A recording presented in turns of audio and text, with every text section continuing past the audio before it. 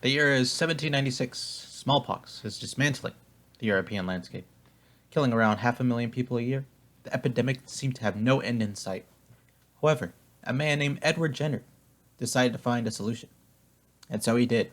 He provided cowpox treatment, which is a weaker version of smallpox, and little did he know, this would be the first instance of a vaccine treatment, and will later on to be copied to treat other deadly or infectious viruses.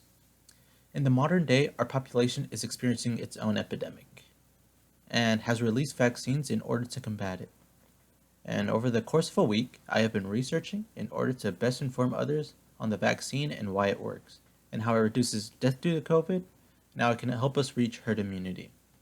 Now, when it comes to the vaccine, there has been a lot of division on the validity of it, such as whether or not if it's safe or not. And overall, when it comes to the vaccine, the positives do outweigh the negatives. An article that was done by the Australian Government Department of Health has claimed that the vaccine must go through 3 trials in order to be passed.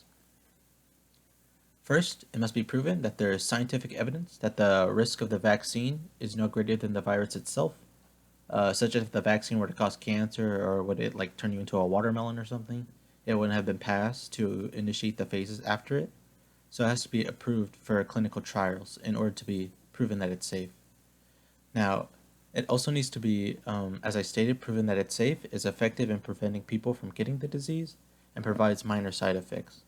Um, Lastly, in the final phase, it needs to be compared against a placebo in order to compare like the frequency of infection and the gravity of the side effects of the virus compared to like a controlled variable like water or something else that would be injected that doesn't cause harm. Now, in order to see if the virus is worth it, as mentioned before, the trial measures the severity of the side effects, and there's even like debate over the long-term side effects. But the CDC has already came out and said that there shouldn't be any long-term side effects or side effects down the line due to the COVID vaccine. Now that I mentioned that the vaccine is safe to take, let's talk about why it should be taken. It should be taken because it has shown to reduce the risk of death due to COVID. As shown in the Worldometer website, the death due to COVID has been on the decline since January.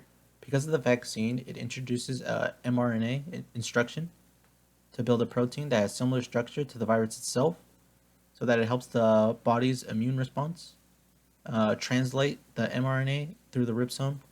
It records the vital protein that is similar to the way the COVID virus looks, and it should be able to prepare the body when the actual virus attacks. Now, some have noticed that there has been an increase in death, but it's not from fully vaccinated people. As stated by the CNET, 99% of death due to COVID are from unvaxxed people, and around 97% of people hospitalized by COVID are unvaccinated people. Now, the vaccine has around a 94% reduction rate of going to the hospital due to the disease, so it makes sense that unvaccinated people are more hospitalized by COVID. Now, lastly, the reason to build lastly the reason why we need a vaccine is to build up herd immunity in the safest way possible. The reason why herd immunity is so important is because with the vaccine in play, it allows the chain of spreadage to stop in its tracks in hopes of killing the virus. Now, herd immunity without a vaccine is possible, though without it, it can be extremely dangerous.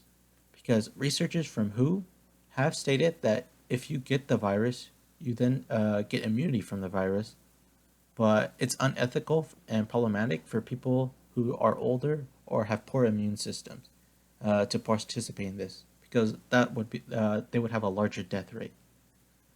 Now, all in all, a vaccine makes it similar to fight against COVID because it does its job by being a weak imitate of the big virus and shows our body how to attack it. Now, it's also been proven to reduce deaths and it helps eliminate the pandemic with herd immunity. Now, the vaccine is the best solution because it does help stop viruses.